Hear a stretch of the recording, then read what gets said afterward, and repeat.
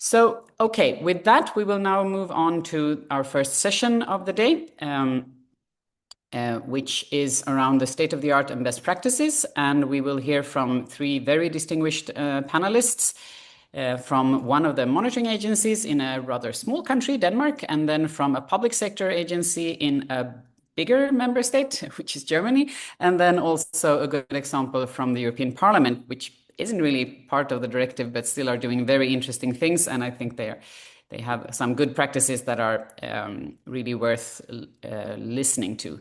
So I believe the first one out here is Søren Bjerring from the Danish monitoring agency. Do we have Søren? Yes, there I see you. Yes. I hope you all can hear me. Yes, we hear and see you. Yes. Okay. And you have the presentation there, I can see already.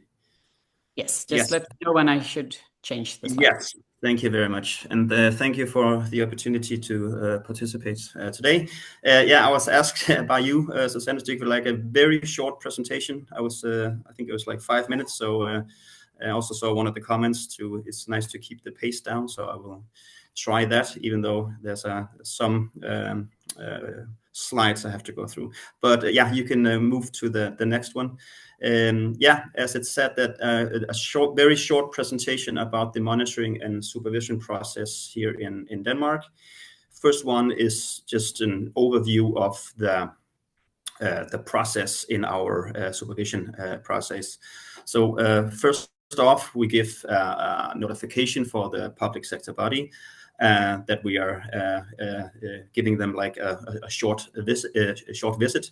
So if there's no reason to start up the inspection, for example, that they're gonna make like a new website or introduce like shut down the app or introduce a new app, we're gonna proceed with the inspection. So here we also get the contact information from the PSB. And we also send out the questionnaire, and I'll talk a little bit about the questionnaire later.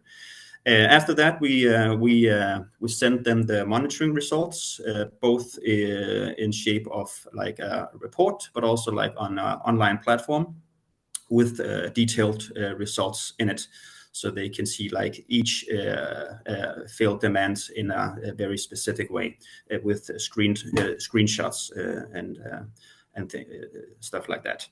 After this, we have the hearing process, in which they also can use the plan of action. I will also talk a little bit about that later. After this, we have this sparring session or alignment meeting, whatever you want to call it. But this is an opportunity for the PSB to either get some more detailed background knowledge about why we found this error on the website or app or so on, and they can have this before they finish or they produce their plan of action, or after the expected decision. So this is whatever they would like to do. So after the alignment sparring session, we have the expected decision. As I said, maybe we have the sparring session there also, and then we have the completion of the inspection. And after the deadline has occurred, we will follow up on the compliance inspection and do a remonitoring of the website or app, and if so, maybe a publication of the results. Next slide, please. The overall the questionnaire, when we send out, if we find web pages and app with ICT with two-way communication, chapter 6, or we find ICT with video capabilities, chapter 7, or documentation support, chapter 12, we send them this questionnaire, and if necessary, request documentation if necessary. Some of this, I guess you have also learned this, some of the EM requirements in 6, 7, and 12 are quite hard to test from a distance, or maybe the others, there's like a risk of making errors in regards of how we measure them. We have like two examples where it could be hard to measure this from a distance, regarding stuff maybe that's 7,000 megahertz, or whether the public sector body, it's going to be hard to ask them like the relevant question to enclose whether the demand is fulfilled or not. So we send them the questionnaire. If we also know that some of the requirements are quite technical, and some are very difficult to understand, but it's the way it is. So the public sector body must either ask their supplier for support or search like the product manual if they have that. Just on top of mind, I think we have Chapter 6, I think it's about 19 requirements. So we have like our questionnaire is like the whole document. We have 19 requirements in regards of Chapter 6, and one requirement Chapter 7. Chapter 12, I think we have 3 requirements. It's of course rare that we find content which covers all requirements. So we only send like small clippings of the questionnaire when necessary. Yes, next slide, please, Susanna. Yes, it's the plan of action. This is an opportunity, not a demand, but it's an opportunity for the public sector body to use the template for an action plan to provide comments on the test results. And and we divide them into 3 sections, as it says: description of handling of the concrete errors that we have identified, and estimated time of correction. They can also put something about disproportionate burden if they claim so, and if some of the content that we have monitored are not applicable. So again, but it's a way of making like a structured input for us, but also like a service for the public sector body. So and we have tried, when public sector body are not using this, it gets kind of confusing to get like 10 pages written front and back. So it's a kind of good way of doing it. We have seen.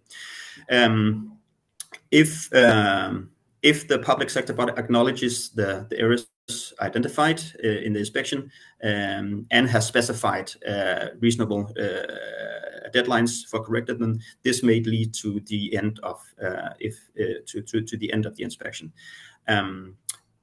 If the action plan or part of the action plan is not improved, or no comments are received, we have also tried that, then it would just proceed towards a decision and issuing of injunctions. Yes, and just as I stated at the end here, we often use actually our monitoring supplier, which are also like really experts on the area. So in accessing whether the estimated costs of error correction by the PSB appear reasonable, but also to hear more about the significance of the error for different user group, as for end users, and if they also say, if they possibly PSB says something about accessible alternative, if that is actually the case. So this is kind of an input we use from our monitoring supply. And last slide, please. I think hopefully I am on time here. Yes, this is just shortly just to say something about the follow-up. The follow-up. So the remonitoring begins, of course, after the deadline has expired. So there must be, like, overall, there must be significant reasons to be granted more than 9 months to correct the identified errors. And as it's like a concrete assessment on from case to case, but like overall, it must be it's based on the nature of the error, of course, the impact of the end users, citizen groups, cost estimate for how much it would cost for the public sector to fix it, also the size and resources of the public sector body. I mean, if you have the resources and manpower, the competences, you should fix it actually. Yeah, and failure to to fix the injunctions or to follow up on the injunctions within the deadlines are published on our website. So I think that was it. I hope I didn't speed talk too much within these 5 minutes. It was a good combination of a lot of information, slightly quickly, and almost keeping the time for 5 minutes. So thank you very much, Søren, for that. And now we will move to Germany and the Federal Employment Agency of Germany. So Josephine Schwebler, who is not only working as an ICT architect specializing in accessibility, but also one of our board members of the IAAP DACH, so the German-speaking part of IAAP. So please, Josephine, what do you want to share with us today? Thank you for having me, Susanna. And today I'm going to talk about how we in the Federal Employment Agency in Germany changed or shifted from just capability testing to development guides to tackle the challenges of digital accessibility. So we could just for everyone, short information, what is the Federal Employment Agency? You have to click several times, I'm sorry. So basically the Federal Employment Agency is like a competent partner for job and training placement in Germany, but it also provides financial benefits like unemployment benefit and child benefit. We have about 95,000 public employees in Germany, about 100 IT procedures to get people these benefits, to track where they are, to help them get jobs and job trainings. And the IT Systemhaus, where I'm located, is like a special office within the Federal Employment Agency. And we are basically the operational IT provider for the entire agency, for all our colleagues to work at these digital workspaces. And just to give you an idea why it's important for us to have a digital accessible workplace, we have different quotas of colleagues with severe disabilities. For instance, in our special office, the IT Systemhaus, we have about 12% of colleagues with severe disabilities, but there's also local employment agencies which have quotas up to 23%. So it's really important that everyone can communicate and get their work done as it is expected of them. So next slide. As I also try to stay in the 5 minutes. What we did before 2021, we already had a competence center, HANS it was called, for blind and low vision colleagues, which was providing assistive technologies for the colleagues with disabilities, support for the assistive technologies and IT accommodations. But the main focus was to enable people to work and to test everything for compatibility with these assistive technologies within the agency. So we have a kind of standard tools, standard assistive technologies we provide, and we know what kind of versions we have within the agency and what the colleagues have. And these colleagues within this competence center, they tested if it somehow works, if people are somehow able to work with the software and with their preferred assistive technologies. Then came the change. Next slide, with the Web Accessibility Directive, which just celebrates 5 years today. So with the Web Accessibility Directive, we also got this new standard, the European standard for accessible ICT, EN 301-549. And we had in Germany a revision of several legislative regulations. For instance, we have a law for people with disabilities that they should have the same opportunities and the same rights as everyone. And we also have a regulation and or legislation on accessible ICT, especially for the public sector and public sector bodies and offices. So these were revised, and this forced us and everyone else to shift. So we were not only able to do these compatibility tests, but to do conformity tests with the European standard and standardized testing and adhering to these accessibility standards. If you could just click forward.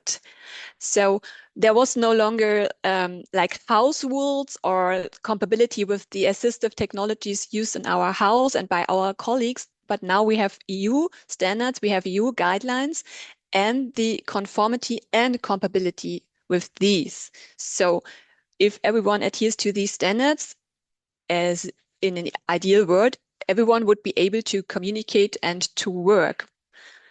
And this is where we shifted. And if we go to the next slide, there was a new unit created, the so-called Usability and Accessibility Center, which then not only tests now conformity with these accessibility legislation, and also they have, or we have to, or want to support our IT projects and our IT teams. And we want to learn, or we want them to learn on how to do digital accessibility, because we saw from the compatibility testing that testing everything doesn't lead to any improvement. So we have to shift left, which means we have to think of accessibility earlier in the project of software development, ideally from the beginning, so that accessibility is integrated from the very start of a project. And therefore, these teams, these projects, they need support throughout the project, because oftentimes there's no knowledge, there's no awareness. So we need to support them, and we need to get them to not only have the awareness, but also to get them, give them capability to do this. And how do we do this? We develop this method of the accessibility development guides and guidelines. So we basically have people we put to support in these projects and who then help the team on the project, on their work, to develop better, more accessible software. We help them to test themselves as a quality assurance of their own work. And so we tackle the accessibility really early in the project, and not only test in the end, as we just heard, and monitor the results. We also do that, but we want to get better results, and that doesn't come from just monitoring and just keeping all these results and these tests, but to start from the beginning. And if you go to the next slide, then it's final slide. So the development guides are basically like coaches, trainers, they consult and advise the projects. That depends on how the project is set up, what they already know about digital accessibility, what they know about the technologies they use. There are different needs. Sometimes they need just to get to know how to test for digital accessibility. Sometimes they really start at the beginning with the needs of users with disabilities and how they might use their future applications. And we also have guidelines and manuals. Together with other stakeholders in Germany, we developed the reference book for creating accessible user interface elements, which we also presented in English last year. So we have an entire long guideline on how to develop accessible user interfaces, where you can look up every component and you can read how it should work, what is needed from a technical point of view. And there's also all the references to the European standard and also to the standard for usability and software ergonomy. And we also have internal documents and guidelines from procurement to how to do accessible documents, and they are targeted at different audiences. Some are like for everyone, how to do an accessible Word documents. Some are more specialized. So we start not at only awareness, but we really give people something to work with and to work with where they are currently at. So that's basically how we tackle it. And yeah, to wrap it up, what my colleagues also gave me to take with to you is yes, we want everyone to learn and we want the awareness, but sometimes we also have to provide the service ourselves. So sometimes we do things for the projects, or we have to get them services to become better if they are not equipped to become better themselves. Thank you. Thank you very much, Josephine, for sharing this with us. And I think a colleague of you also shared some of the links to some of the things that you were talking about. So that's very good. We will now move on to the European Parliament. Nuno Jesus, who is the coordinator of the Competence Center on Accessibility, Digital Accessibility at the European Parliament. That's too long for me to say. But you have also some good practices to share with us. So please let us know what you're doing at the Parliament side. Good morning, everyone. Good morning. I hope you can hear me and see me. Yes, we can. Okay, perfect. I'll try to be as short as possible. Thank you so much, Søren, for inviting me to be here. It's really an honor and a pleasure to represent the European Parliament and to try to give you a bit of a story of my journey and the journey of the Parliament towards a more accessible working place. So this started a long time ago. I was still a multimedia designer and completely unaware of what digital accessibility meant. And I was asked to do a video coverage of the Global Accessibility Awareness Day back in May 2018 in Luxembourg. And this is where I met Tanya and Mario, two blind colleagues that changed my professional life forever. So the reason I'm going so far back is just for you to understand that it takes time, it takes a lot of commitment, determination, we need support, and sometimes sprinkles of luck and a bit of love, not just from me, but from the people I work with and the people I work for, which can also be interpreted as trust. So I often say that raising awareness is underrated. So sometimes it's the most valuable or the only asset that you have, especially when you work in a big institution like the Parliament that really doesn't answer to governments or to national laws. So it's a bit like starting a journey in the middle of nowhere where nobody knows exactly what's going on and there's nobody else telling us how to do.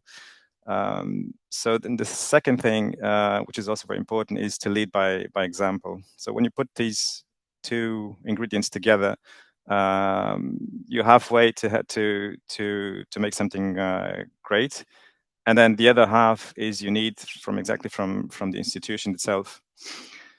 So, cutting it short, I had to learn how to do accessible documents, then to show it to the stakeholders.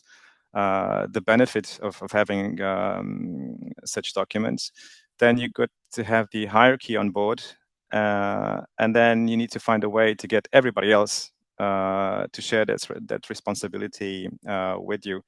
And you can't do this with proper training. So training myself was the first step. Learning how to do things was the best way. Self-paced was the way I chose. And it really worked well for myself, but it requires a lot of self-discipline and organization and sacrificing your time, because I was not an accessibility expert at the time. I was still a multimedia designer. So once you get yourself this knowledge, then you realize that you cannot do everything by yourself. You cannot fix the whole Parliament and fix all the documents and all the applications and everything. So of course you understand that other people need to learn it too. So this was the next logical step: get everybody trained, especially the ones creating content. And how do you go about? What's next? What's the following step? You need to find good trainers to get this, and it was a challenge. It wasn't easy to find good trainers, especially in Europe.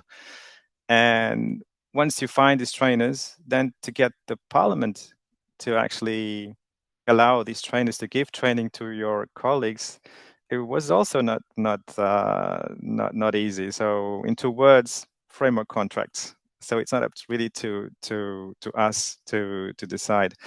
So then once you finally got everything sorted, then you need to find these colleagues and actually convince them that they need to follow this training. And that was also a big challenge in itself.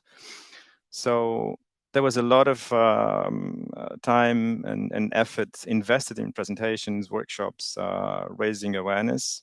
And of course, I wouldn't be able to do this by myself. This is thanks to a very, very talented, gifted team that we all together.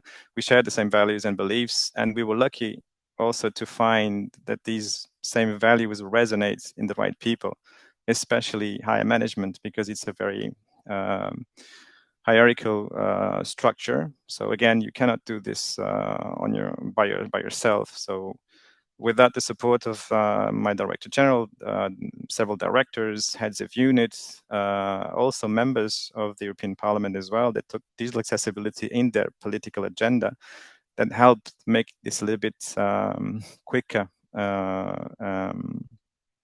with the support, because political agenda pushes hierarchy to respond to their wishes, and everything goes a little bit much faster. Coming from one multimedia designer and one digital accessibility expert, we now have a competence center fully dedicated to digital accessibility. We have a digital accessibility officers network. We have digital accessibility guidelines in the new financial regulation, and a huge amount of support documentation and trainings on accessibility and on digital accessibility also made available. So the Parliament only employs more than 8,000 people. The institutions altogether are between 60 to 80,000 people if we include all the agencies.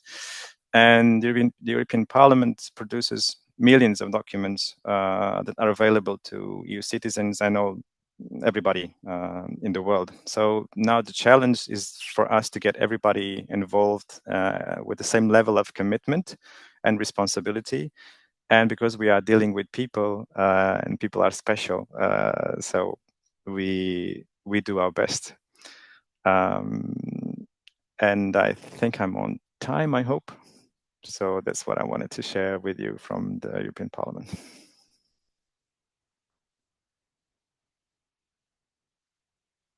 Thank you, Nuno. I was struggling to find the right button here. Too many things to share.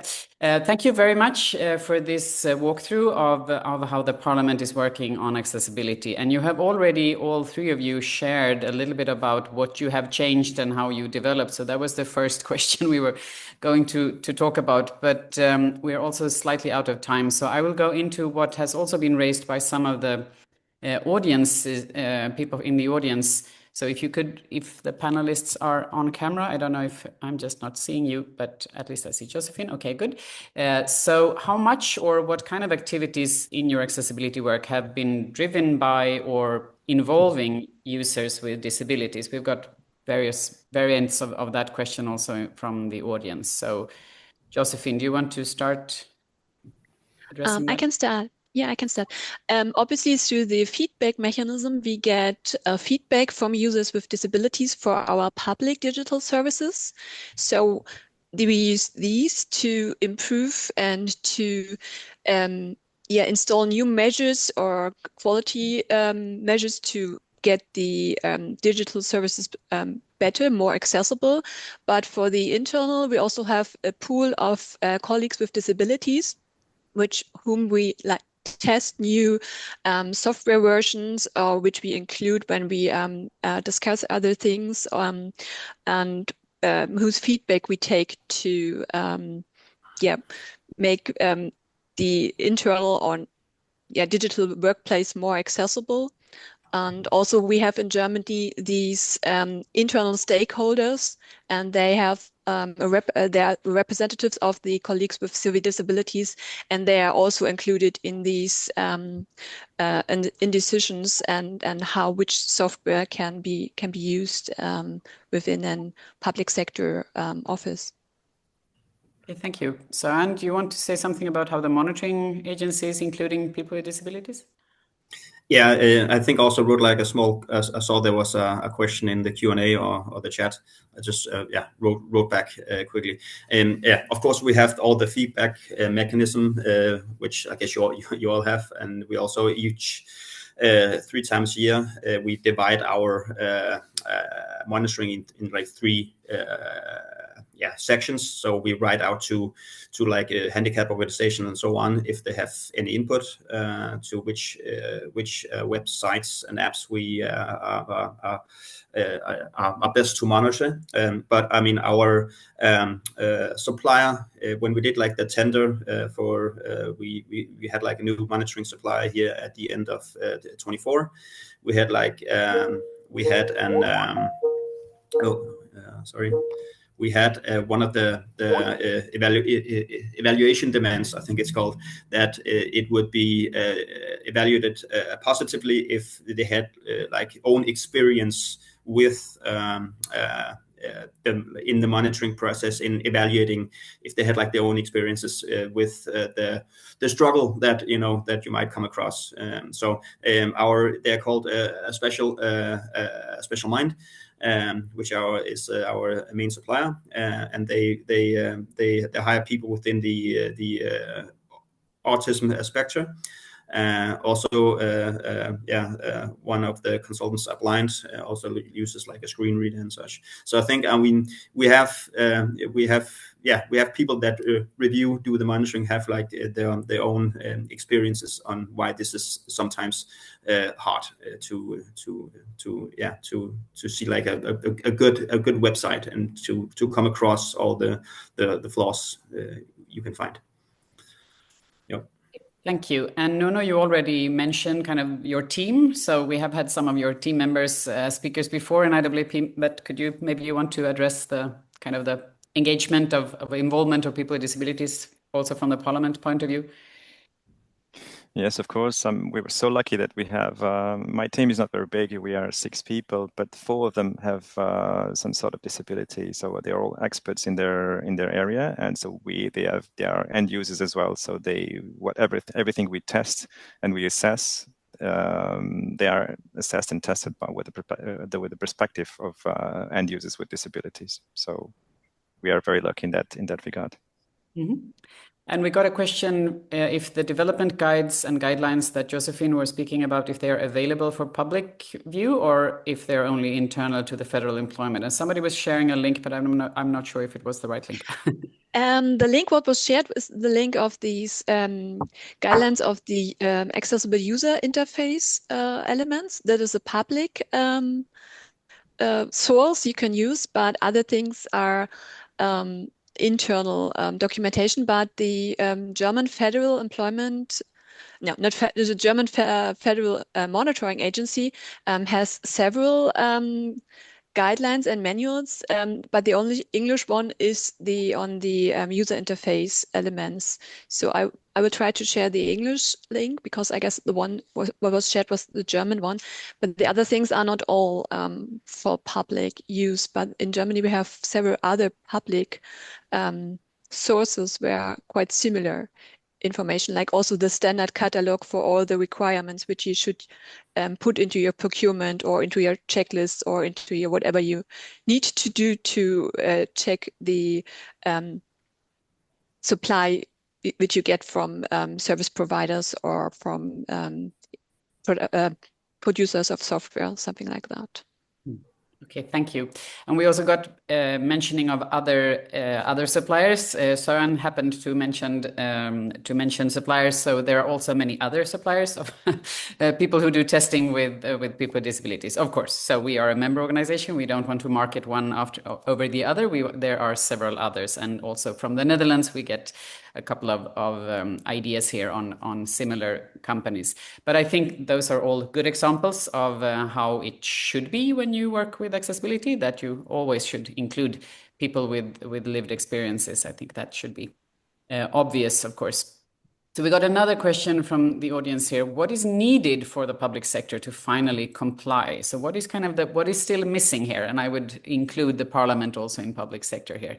So Josephine, you are kind of the representative from public sector. What could, I don't know, the Commission, EDF, IAAP, the society, anyone do to make sure that we kind of move from the partially compliant into even better things? But I guess you would need enforcement. Like I read it somewhere in the chat or in the FAQ, I'm not sure. So as you said, you don't want public bodies to fine other public bodies for not following the rules. But if you have no enforcement to make another public body following the rules, nothing will happen. So you need some kind of pressure, some kind of enforcement. Obviously, we try to be all positive and we do awareness raising and to get people to do the right thing because it's the right thing. But sometimes you really have to have other measures because bottom up is not always working. You need top-down pressure and enforcement. And also, we need it included everywhere in every kind of studies, apprenticeship. Everyone should learn like the basics. It should be like checking your document for orthography and grammar mistakes so that you always check and keep accessibility in mind. So we need a mind shift and also some enforcement, some real enforcement, which hurts. I'm sorry. Okay, a bigger stick. Søren, do you think it would help if the monitoring agency could fine the public sector bodies in Denmark? Maybe, but even though maybe I personally think it could be like another tool in the toolbox, it's not going to happen. Not in Denmark, anyways. I think it would be. We don't have like a tradition to do so, but I think when our experience from the monitoring process, because we also we emphasize really to have like a good dialogue. It's not like a goal for us to see how many injunctions we can find. We see how many how many errors on like a web page app we find, and then how many of them are corrected. And I think we have done so in like a good way by talking, the dialogue, and we have like these sparring meetings where we figure out how to do it in cooperation with the public sector body. And I think what is most significant is that we can see that there is like a will to have it fixed. So when we meet like a web store app which has like a lot of flaws, it's mostly because they're not aware actually. So like when we point out that there are some things that could be better, then they're really their mindset is that that's not good, and of course we have to fix this. And they also understand that why do we have to fix it? I mean some maybe for like other cases, other laws, I think they could be like, is this necessary, and so on. But I think, overall, I think there's a will and a wish to have it fixed. But as we have, also seen from other presentations here, that there is some kind of, it's like the hen or the egg. I don't know if that's a saying in English. It's like where to start, because we need the public sector body to ask for this development. We need them to ask for in their procurements and so on. We need them to ask for their solutions to be accessible.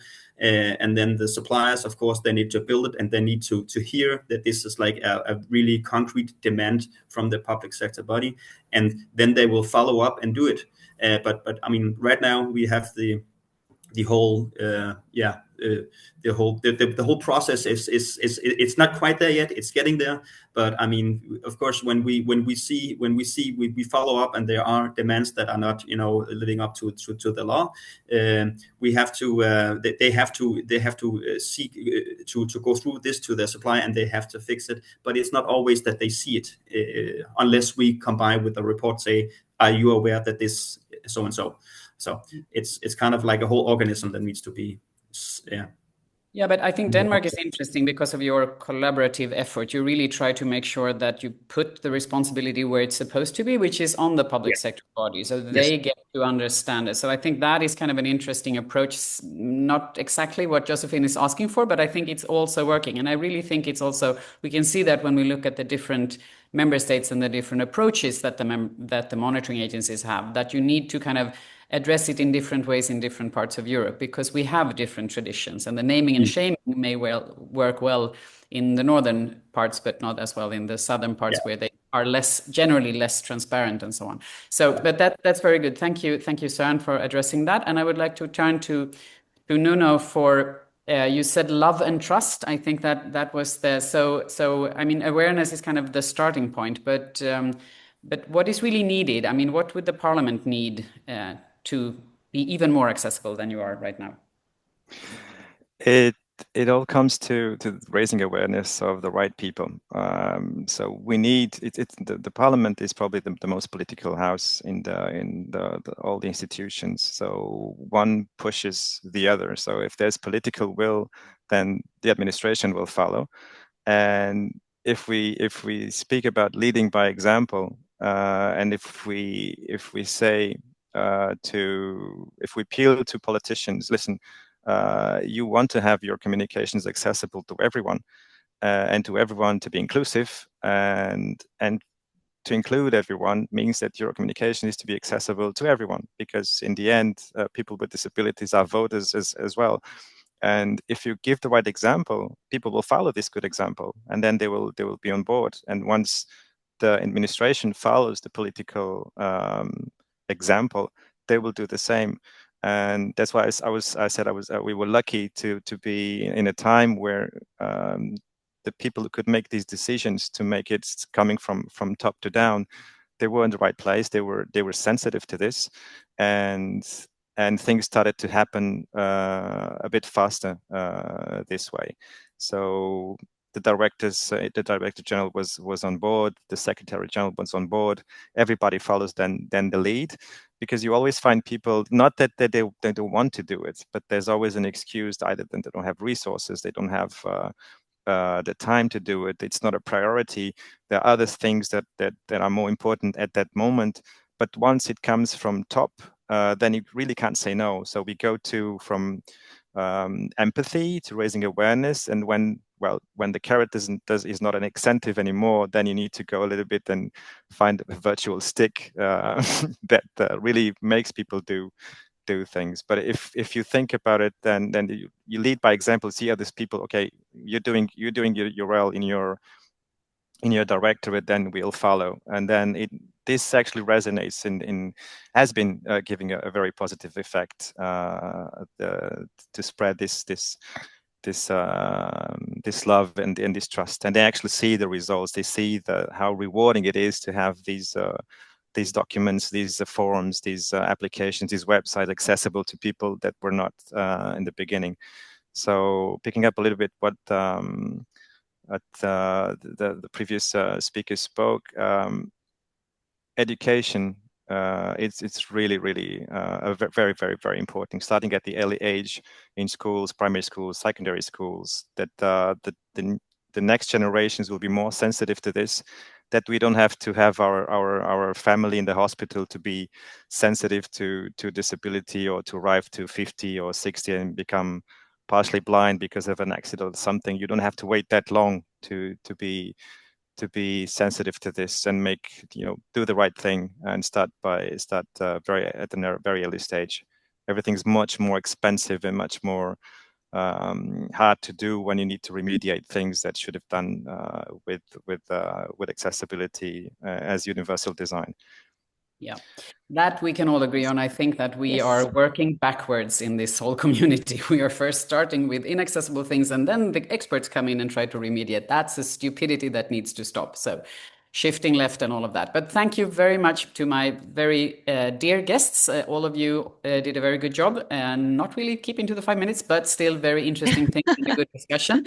I know it is an impossible task, but I think it's good to get kind of short perspectives, and then to have these discussions together. And I think we learned that love, trust, sticks, carrots, and guidance and training. We need kind of a whole ecosystem of things. So a long list of things that we need to improve, but we are on our way. And with that, I would like to bring us to the coffee break, the first coffee break of today, and we will meet again at 11 o'clock sharp Central European time.